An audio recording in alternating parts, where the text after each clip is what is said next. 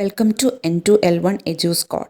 നമ്മൾ കഴിഞ്ഞ വീഡിയോയിൽ ആക്റ്റീവ് ആൻഡ് പാസീവ് കോമ്പണൻറ്റ്സ് എന്താണെന്ന് പഠിച്ചു അല്ലേ? അത് ബേസ് ചെയ്ത് PSCക്ക് ചോദിക്കാൻ സാധ്യതയുള്ള ക്വസ്റ്റ്യൻസ് ആണ് ഈ വീഡിയോയിൽ നമ്മൾ ഡിസ്കസ് ചെയ്യാൻ ഉദ്ദേശിക്കുന്നത്. അപ്പോൾ നമുക്ക് വീഡിയോയിലോട്ട് കടക്കാം.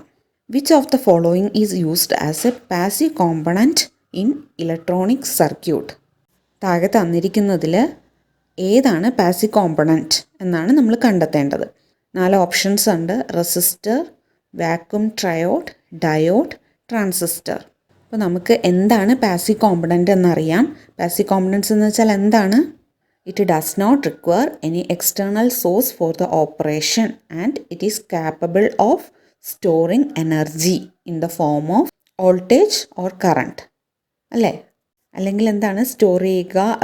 എനർജി സ്റ്റോർ ചെയ്യുക, എനർജി അബ്സോർവ് ചെയ്യുക, അല്ലെങ്കിൽ ഡെസിപ്പേറ്റ് ചെയ്യുക. ഇതിനൊക്കെയാണ് നമ്മൾ ഈ പാസീവ് കോമ്പണൻറ്റ്സിനെ യൂസ് ചെയ്യുന്നത്. അപ്പോൾ ഈ തന്നിരിക്കുന്നതിൽ റെസിസ്റ്ററാണ് നമുക്ക് പാസീവ് കോമ്പണൻ്റ് ആയിട്ട് വരുന്നത്. കാരണം എന്താണ്? ഈ റെസിസ്റ്ററിന് സർക്യൂട്ടിലോട്ട് ഏത് തരത്തിലുള്ള എനർജി ആയിക്കോട്ടെ ഡെലിവർ ചെയ്യാൻ പറ്റില്ല. പകരം ഈ റെസിസ്റ്റർ എന്താ ചെയ്യുന്നത്? ഈ റെസിസ്റ്റർ സർക്യൂട്ടിലോട്ട് വരുന്ന കറണ്ടിനെ ഒപ്പോസ് ചെയ്യുന്നതാണ് ഈ റെസിസ്റ്റർ ചെയ്യുന്നത്. Okay, the resistor resist or opposes the flow of current in the circuit. അപ്പോൾ ആ ഒപ്പോസിങ് ഫോഴ്സിനെ നമുക്ക് റെസിസ്റ്റൻസ് എന്നും പറയാം. അപ്പോൾ ഈ തന്നിരിക്കുന്നതിൽ പാസീവ് കോമ്പണൻസ് ആയിട്ട് വരുന്നത് റെസിസ്റ്ററാണ്. Which of the following is not true regarding passive electronic components? താഴെ തന്നിരിക്കുന്ന 4 സ്റ്റേറ്റ്മെൻറ്റിൽ നിന്നും ഏതാണ് പാസീവ് ഇലക്ട്രോണിക് കോമ്പണൻസിനെ ബാധകമല്ലാത്തത്? അതായത് പാസീവ് ഇലക്ട്രോണിക് കോമ്പണൻസിനെ കുറിച്ച് തെറ്റായിട്ട് തന്നിട്ടുള്ള പ്രസ്താവന ഏതെന്നാണ് നമ്മൾ കണ്ടെത്തേണ്ടത്. അപ്പോൾ ഒന്നാമത്തെ പ്രസ്താവന എന്താണ്? Passive components cannot control the flow of electric current through A circuit but can limit the flow of electric current. ഇത് നമ്മൾ നേരത്തെ പഠിച്ചതാണ്. അപ്പോൾ പാസീവ് കോമ്പണൻസിന് എന്താണ്?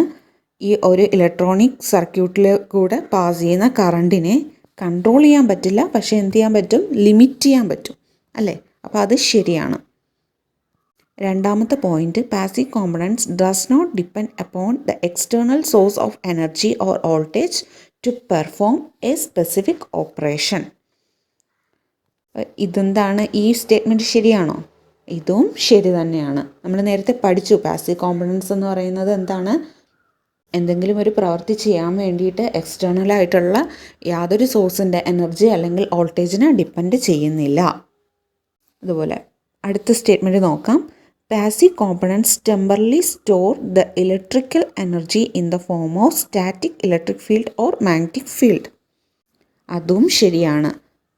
കാരണം പാസീവ് കോമ്പണൻസിന് എനർജീനെ സ്റ്റോർ ചെയ്യാൻ പറ്റും, അബ്സോർവ് ചെയ്യാൻ പറ്റും, അല്ലെങ്കിൽ ഡെസിപ്പേറ്റ് ചെയ്യാൻ പറ്റും. അതും ശരിയാണ്. അവസാനത്തെ സ്റ്റേറ്റ്മെൻറ്റ് നോക്കാം. Passive കോമ്പണൻറ്റ്സ് can amplify or increase the power of electrical signal. ഈ പ്രസ്താവന ശരിയാണോ? അല്ല. പാസീവ് കോമ്പണൻസിന് ഒരിക്കലും ഒരു സർക്യൂട്ടിൽ അതായത് ഇലക്ട്രിക്കൽ സിഗ്നലിൻ്റെ പവറിനെ ആംപ്ലിഫൈ ചെയ്യാനോ അല്ലെങ്കിൽ ഇൻക്രീസ് ചെയ്യാനോ ഒരിക്കലും പറ്റില്ല. They cannot control the flow of passive കോമ്പണൻസിന് ഔട്ട്പുട്ട്, അതായത് ഇലക്ട്രിക് സർക്യൂട്ടിൻ്റെ ഔട്ട്പുട്ടിനെ ആംപ്ലിഫൈ ചെയ്യാനോ increase the power of electrical signal, അതായത് പ്രോസസ്സ് ചെയ്യാനോ ഒന്നും കഴിയില്ല. പക്ഷേ ആക്റ്റീവ് കോമ്പണൻസിനാണെങ്കിൽ എന്ത് ചെയ്യാൻ പറ്റും? They can amplify or process the signals. Okay, അപ്പോൾ ഈ 4 സ്റ്റേറ്റ്മെൻറ്റിൽ നിന്നും പാസീവ് ഇലക്ട്രോണിക് കോമ്പണൻസിന് ബാധകമല്ലാത്തത് ഈ 4ാമത്തെ സ്റ്റേറ്റ്മെൻ്റ് ആണ്. മനസ്സിലായെന്ന് വിചാരിക്കുന്നു. Which one of the following is an active component? Resistor, capacitor, FET, transformer. അപ്പോൾ ഇവിടെ നമ്മൾ നോക്കുമ്പോൾ എന്തായാലും റെസിസ്റ്ററും കപ്പാസിറ്ററും ആക്റ്റീവ് കോമ്പണൻ്റ് അല്ല എന്ന് നമുക്ക് അറിയാം. പക്ഷേ കൺഫ്യൂഷൻ വരുന്നത് എന്താണ്? ഫെറ്റും ട്രാൻസ്ഫോമറും നോക്കുമ്പോഴാണ്. ഇവിടെ FET ആണ് ആൻസർ. കാരണം FET എന്ന് വെച്ചാൽ എന്താണ്? Field effect transistor. നമുക്കറിയാം ട്രാൻസിസ്റ്റർ എന്ന് പറയുന്നത് ഒരു ആക്റ്റീവ് കോമ്പണൻ്റ് ആണ്. അപ്പോൾ ഇവിടെ ട്രാൻസ്ഫോമർ എന്താണ്?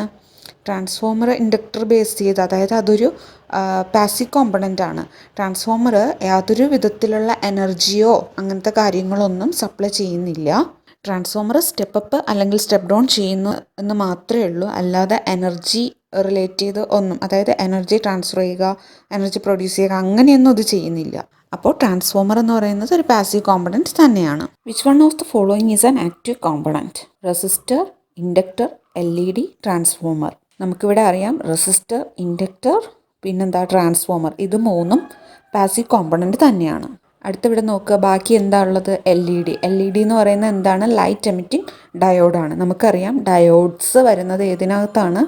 ആക്റ്റീവ് കോമ്പണൻസിനകത്താണ്. അപ്പോൾ ഈ തന്നിരിക്കുന്നതിൽ LED ആണ് ആക്റ്റീവ് കോമ്പണൻ്റ് എന്ന് പറയുന്നത്. ഇലക്ട്രോണിക് ബേസ് ചെയ്ത് നടത്തുന്ന മിക്കവാറും എല്ലാ പരീക്ഷകളിലും ആക്റ്റീവ് ആൻഡ് പാസീവ് കോമ്പണൻസ് ഈ ഏരിയയിൽ നിന്നും ഏകദേശം ഒരു ക്വസ്റ്റ്യനൊക്കെ നമുക്ക് കിട്ടാറുണ്ട്, 1-2 ക്വസ്റ്റ്യനൊക്കെ കിട്ടാറുണ്ട്. അപ്പോൾ എല്ലാവരും ഇതൊന്ന് ഓർത്തിരിക്കുക. Thank you.